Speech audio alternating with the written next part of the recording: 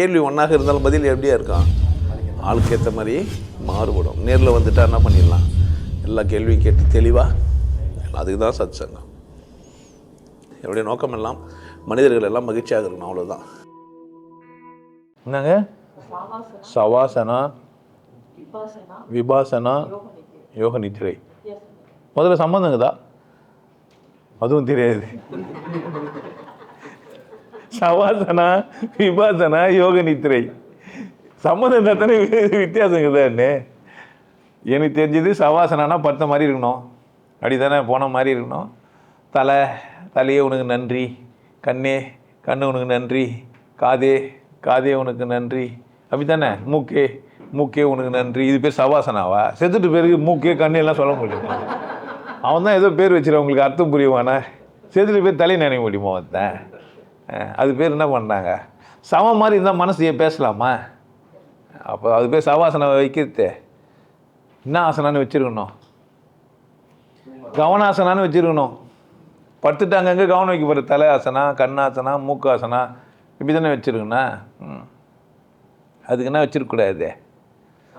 சவாசனா இங்கே அப்படியே எல்லாத்தையும் செஞ்சுட்டு கம்மனே ஊந்து கெடுக்கிறது, எதுவுமே இல்லாமல் வேலைலாம் செஞ்சுட்டு டயர்டாகிட்டு கம்மனே ஊந்து தான் தூங்குறீங்க தானே. தூங்குறத விட ஒரு சவாசனா தனியாக போய் பயிற்சி பண்ணோமா, பாயை போட்டோமா, தலைகாணி போட்டோமா, தூங்கினோம்னா அந்த ஆசனாவுக்கு பேர் என்ன? சவாசனா தானே. அது உனக்கு எதோ பண்ணணுன்னு சவாசனா. விபாசனா இன்னொரு ஸ்டெப்பு. அங்கே போய் அப்படியே உட்காந்துன்னு எல்லாம் தனித்தனி ஒரு செல்லுங்க தான். எல்லாம் என்ன தான் செல்லு தனித்தனியாக இருக்குது. ஆனா ஆனா ஆனா ஆனா புத்தர் சொன்னாருன்னு சொல்லுங்கிறாங்க, நம்ம பார்க்கலப்பா. ஆமாம், இது பேர் என்ன?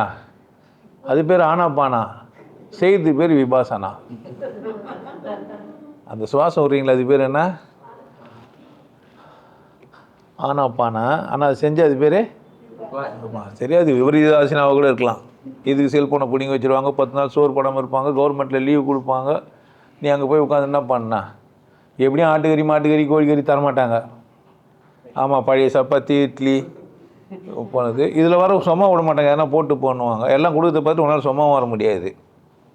அப்படித்தானே புத்தர் வழியாக சொன்னது.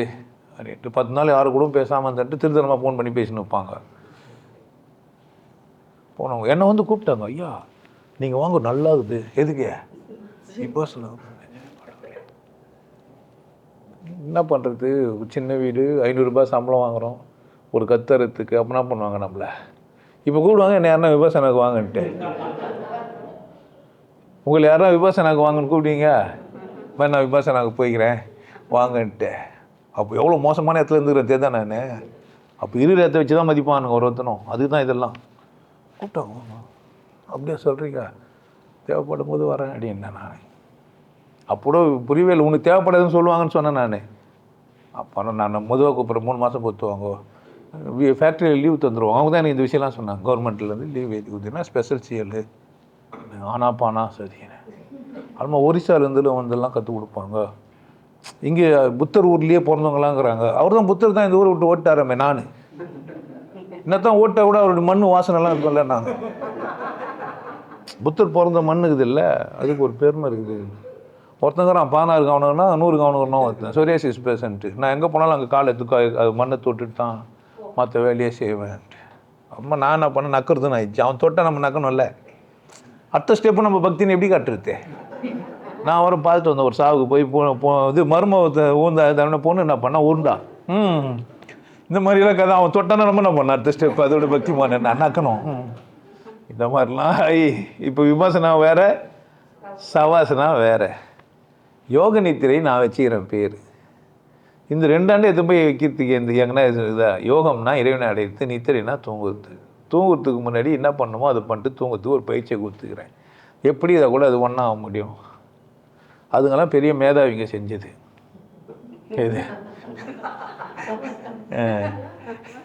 சவாசனாவும் விபாசனாவும். நான் ஒரு சராசரி குப்பை நான். நான் வச்சது எதுவுமே அங்கே எதுவும் வைக்கிறீங்க சும்மா நான் தமாஸ் பண்ணிக்கிறானு யாரோ. இந்த எப்பவுமே வெள்ளாடு கருப்பாடுலாம் கலந்துருக்கணுவாங்கல்ல, அந்த மாதிரி